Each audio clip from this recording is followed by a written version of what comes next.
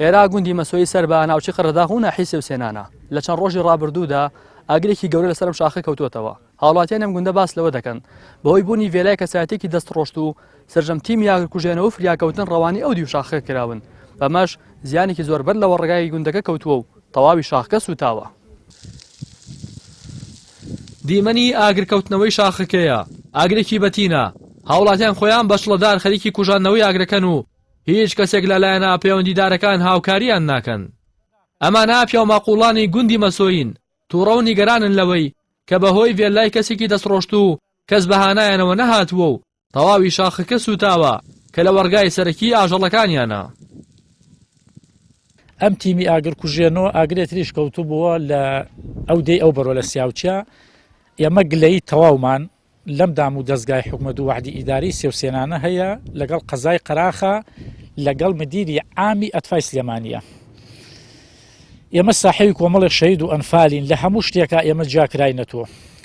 ئاو سەرچاوی ژیانە بۆ ئینسان. ئێمە گوندی مەسۆی ساحەوی ئەم شەهیدین هێتا ئێستا بیرێکی ئێرکەوازیمان پێ ڕژوانە بینە کە ئاوەکەیشی بخۆینەوە تێگەی ئەو بیرێکی لەسەر شاخەکە لێداوە بە کۆنتترۆڵی خاتە ئیش لە دیەکەی خۆوە لە ئاوایی حەمەی کەرەمەوە بە کۆنتترۆڵی خاتە ئیش بەسەر شاخی قلاقای مەس. ئێمە هاتووە دوو کۆفتەر هاتووە تیمی ئاگرکوژێنەوە حریقی هاتووە چوارباخی سلێمانی هاتووە بۆ سەر شاخی مەسۆی و قلاقای مەست. بەس لای مەسۆیان چۆڵ کرد و چونکە مەسۆی ساحەوی کۆمەڵی شەهید و ئەنفالە لای مەسۆیان چۆڵ کردیە و ئێمە گلەی تەواومان لەم دام و دەستگا ئیداری بۆ گەنەی ئەم دەسڵاتە هەیە لە قەراخا بووکەڵەی دەستی بەڕاستی و بە دروستیەکەی بووکەڵەی دەستی ئەو پیاون کە لێنا ئەو vێلای کردو و پاسەوانی لەو vێلاکە. گلەیشمان لە دەسڵات هەیە بۆ کۆپتەر هاو ئاگرکوژێنەوە هاو لایەکی گرت و لاقی ئەمەی بەرەڵاک. یعنی ئێمە موانتینێکی عێراقین ساحەوی ئەنفالین ساحەوی چ شەید نێدێ. ئەمە من خۆم پورێکم شەیدە. ئەمە ئەوە بای شەیدە ئەوە خوشکی شەیدە ئەمە باوک شەیدە. یعنی ئەم دێ چل دانە شەیدی هەیە چل حەو شەید.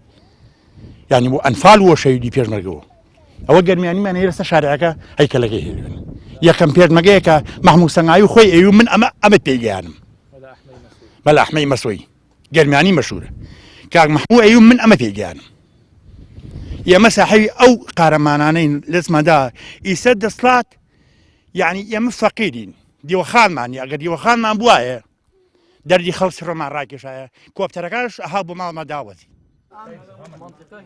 هاوڵاتیەکیش دەڵێت لە کوردستان سیستمی دەرەبەگایەتی گەڕاوەتەوە و هەر ناوچە و شێخ و دەرەبەگێ کۆنتترۆلی دەکات و فەرمانگەکانی حکوومەت هیچ ڕۆڵێکی ئەوتۆ و کاریگەریان نەماوە.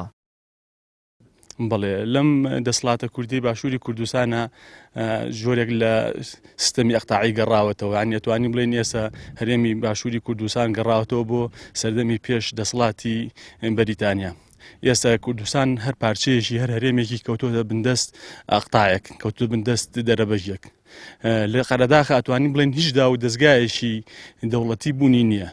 لێرە شبە مەشیخەیەک واتە هاوشێوەی شێخنشینێک دروست بووە هەموو کارمەند و فەرمانبەرە دەوڵەتیەکان ئەوانەی سەر بە دەستگای ئیتیحادی حکوومەتی عێراق بنیان سەر بە حکوومەتی هەرێمی کوردستان بن لەژێر هەیمەنە و نفوس و دەسڵاتی برای بەرپرسێکی ئەم قەرەداخان. لە بەرامبەردا بەڕێوەبەری ناحی سێوسێنان لە پەیوەندێکی تەلەفۆنیدا بە پەیامی ڕاگەیاند هیچ جیاوازیەکیان نەکردووە و وەک یەک ئاگرەکەیان کوژاندوێتەوە. ئەوا دانیشتوانی گوندی مەسۆین کە بە هەڵا حاڵی بوون. هەروەها وتەبێژی بەرگری شارستانی پارێزگای سلێمانیش ڕەتی دەکاتەوە تیمەکانیان جیاوازی لە نێوان هیچ ناوچەیەک بکەن و دەڵێت لە هەر کوێ ئاگر هەبێت تیمەکانیان لەوێ دەبێت و لایەن گرنگ نییە کێ لێبێت.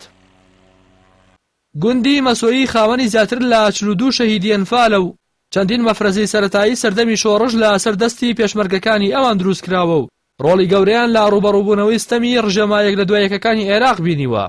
لە ئێستاشدا گوندەکە بە تەواوی فەرامۆش کراوە و تەنانەت لە کاتی کوژاندنەوەی ئاگریش وەک خۆیان باسی دەکەن جیاوازیان لەگەڵ گوندەکانی دیکەدا دەکرێت و لای بەرپرسانی ناوچەکە vێلا و کۆشکی کەسایەتێکی دەستڕۆشت و لە هەموو گوندەکەیان گەورەتر و گرنگترە.